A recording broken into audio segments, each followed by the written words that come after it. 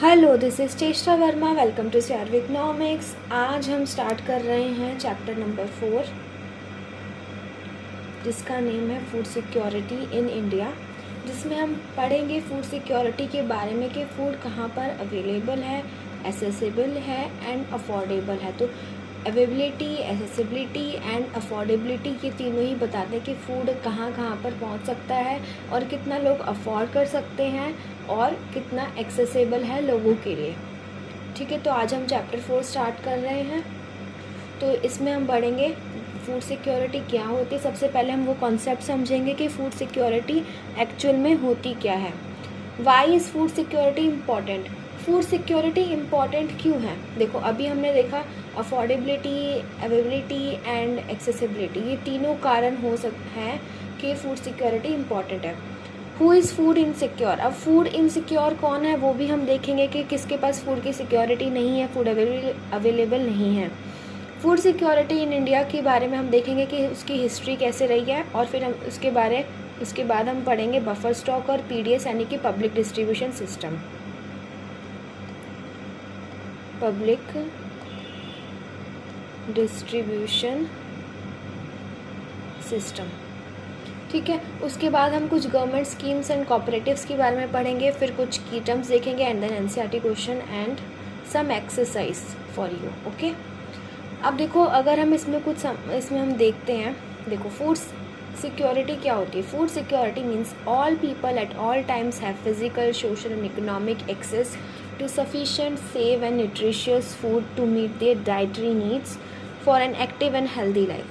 Food security देखो यहाँ पे क्या क्या चीज़ें आएंगी कि सब पीपल को सभी टाइम एंड उनके पास क्या होना चाहिए? Physical, social and economic access होना चाहिए ताकि वो फूड को अवेलेबल कर पाए। मतलब उनके पास अवेलेबल होना चाहिए ना फूड, और फूड क्या हो? सेफ़ एंड न्यूट्रिशियस होना चाहिए ताकि जो उनकी डाइटरी नीड्स हैं वो फुलफ़िल कर पाए, और जिसकी वजह से वो एक एक्टिव एंड हेल्दी लाइफ जी पाए।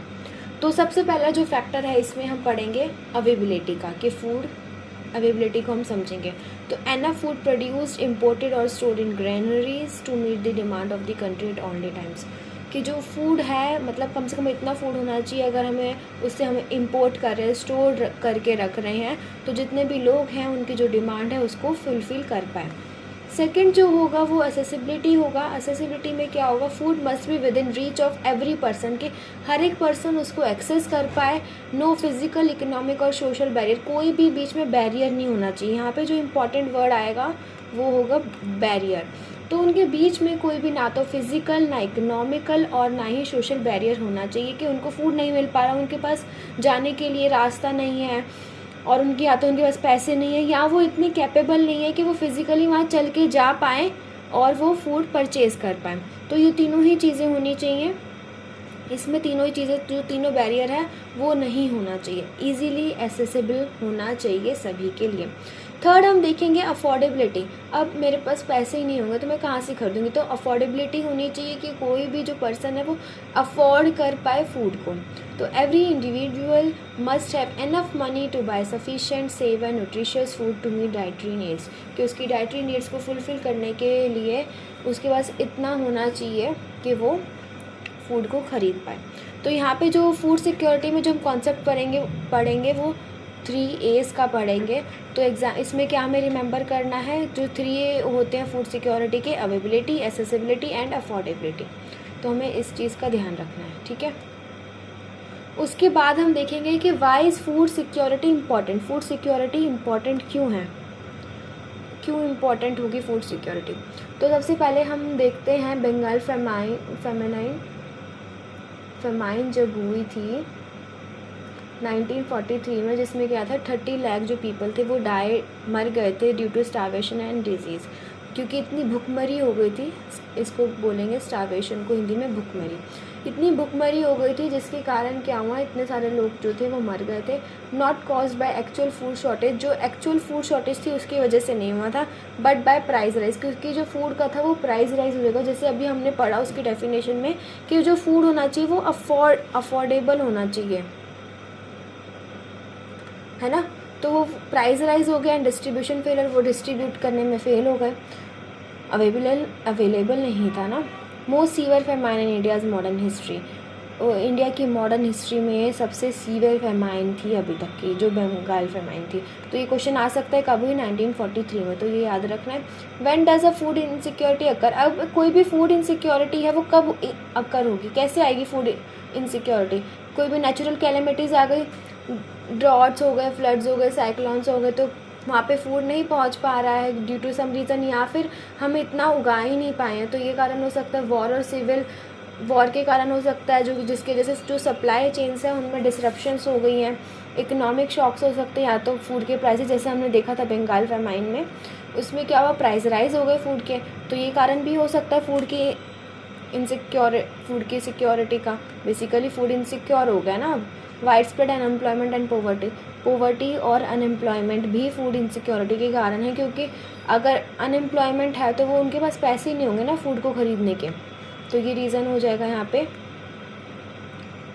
तो ये बेसिकली रीज़न है कि फूड इनसिक्योरिटी कैसे होती है, कब होगी food insecurity. 2 dimensions of hunger, hunger की 2 डायमेंशंस हम पढ़ेंगे। सबसे पहले chronic hunger and then seasonal hunger. Chronic hunger में क्या होगा, persistent long term lack of adequate food caused by absolute poverty, inability to afford food day to day, affects landless laborers, daily wage workers।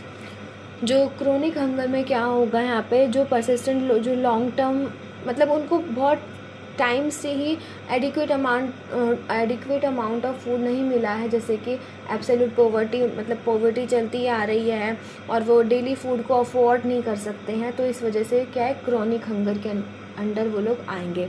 Affects landless labourers, daily veg. अब इसमें यहाँ पे लिखा है landless labourers को affect कर दे, क्योंकि उनके पास लैंड ही नहीं, तो वो अपना इतनी जो फूड रिक्वायरमेंट है वो फुलफ़िल नहीं कर पा रहे हैं, तो बेसिकली फूड रिक्वायरमेंट को फुलफ़िल नहीं कर पा रहे हैं, तो वो क्रोनिक हंगर होगा। सीजनल हंगर होगा, जो कि कुछ टाइम में ही होगा, जैसे लीन सीज़न। अब जैसे फॉर एग्जांपल अगर हम देखते हैं, जैसे दिवाली के सीज़न में सबके पास काम होता है, लेकिन अगर हम देखते हैं जैसे जून के महीने में, तो जून के महीने में काम नहीं होगा, तो वो जो सीजनल होगा वो मंथ के बेसिस पे होगा, कि सीज़न के बेसिस पे होगा। किसी के पास विंटर्स में काम होगा, किसी के पास समर्स में काम होगा, तो वो उसके ऊपर अफेक्ट करता है, ठीक है। Affects farmers and agriculture labours between harvest के टाइम उनको अफेक्ट कर सकता है। कॉमन इन रूरल एरिया, जैसे बाढ़ आ गई, फ्लड आ गए, तो उनकी तो फसल पूरी ख़राब हो गई ना, तो ये उनको अफेक्ट करता है। तो इसलिए सीजनल हंगर, तो हमने 2 डायमेंशंस पढ़ी हंगर की। सबसे पहला था क्रोनिक हंगर, उसके बाद हमने देखा सीजनल हंगर। तो ये 2 इम्पॉर्टेंट है, ये 2 है ना, इसको मैं हाईलाइट कर देती हूँ।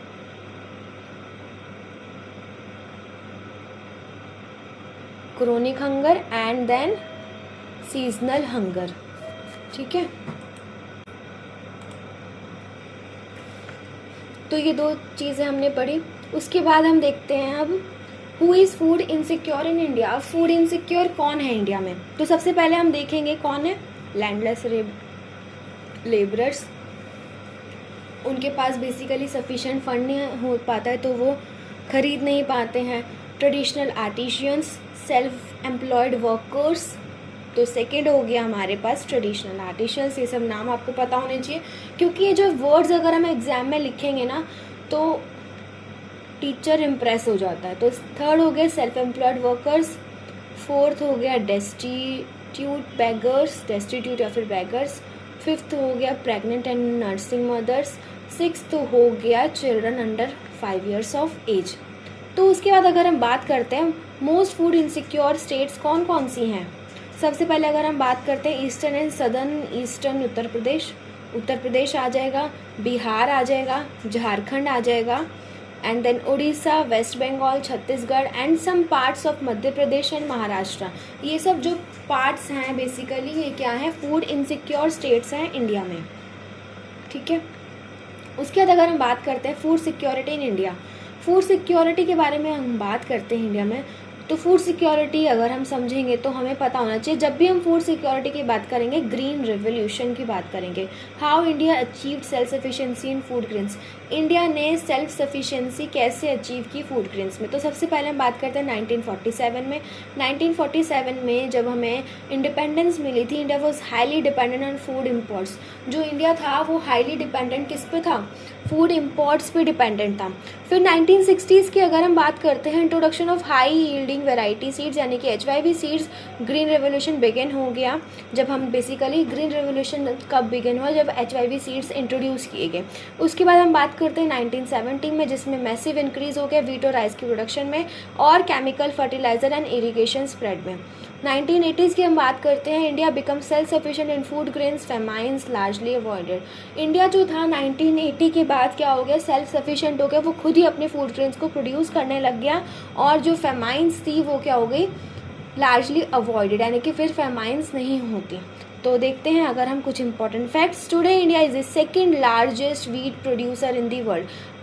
आज क्या है, इंडिया जो है सेकंड लार्जेस्ट वीट प्रोड्यूसर है वर्ल्ड में। जो FCI buffer stock Food Corporation of India, buffer stock peaked at 65+ million tonnes in 2002। Basically जो बफर स्टॉक था वो इतना था, 65+ मिलियन टन्स इन 2002। तो ये हमने देखा। फूड सिक्योरिटी अगर हम बात करेंगे तो हमें ग्रीन रेवोल्यूशन को मेंशन करना ही पड़ेगा, ठीक है। उसके बाद हम देखते हैं बफर स्टॉक और पब्लिक डिस्ट्रीब्यूशन सिस्टम क्या होता है। तो बफर स्टॉक, जैसे हमें बफर यानी कि एक्स्ट्रा स्टॉक है, तो स्टॉक इसका मेंटेन करा हमने, वीट का, rice produce by government through Food Corporation of India, इसमें बफर स्टॉक क्रिएट करा हमने। Farmer sell at minimum support price, farmer जो थे मिनिमम सपोर्ट प्राइस पे MSP पे बेचते थे, announce before sowing season. Use to supply food during calamities, buffer stock इसलिए यूज़ किया जाता था कि कोई भी नेचुरल कैलामिटी आ जाए उसके टाइम में सप्लाई के लिए। तो use to supply food during calamities, lean season and price rise.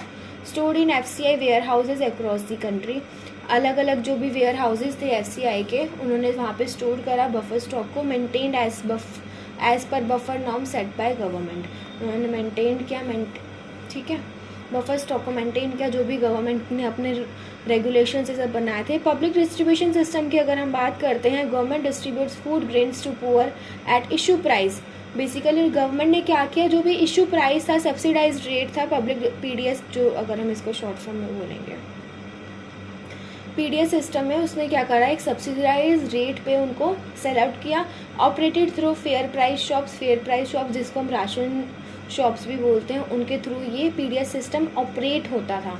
Each family gets a ration card, हर एक फैमिली का एक राशन कार्ड होता था जिसको हम APL, BPL, APL above poverty line, BPL is below poverty line, और AAY Antyodaya अन्न योजना। उसके बाद अगर हम बात करते हैं इसमें हमें मिलता क्या था, सबसे पहले wheat, rice, sugar, kerosene at low prices, ये सब इनके जो प्राइजेस थे वो कम थे। Largest distribution network for India in the world, basically public distribution system था वो लार्जेस्ट डिस्ट्रीब्यूशन नेटवर्क था पूरे वर्ल्ड में। तो जो राशन कार्ड्स थे वो हम देखते हैं, APL यानी कि जो वो अबव पॉवर्टी लाइन मैंने आपको बता दिया, BPL below poverty line, AAY Antyodaya अन्न योजना, पुअरेस्ट ऑफ दी पुअर, ये तो पुअरेस्ट ऑफ दी पुअर के लिए यूज होगा, ठीक है। तो ये कुछ की कॉन्सेप्ट्स हैं, ये वाली जो क्वेश्चंस हैं ये हम नेक्स्ट क्लास में करेंगे, ठीक है। Thank you and share with your friends.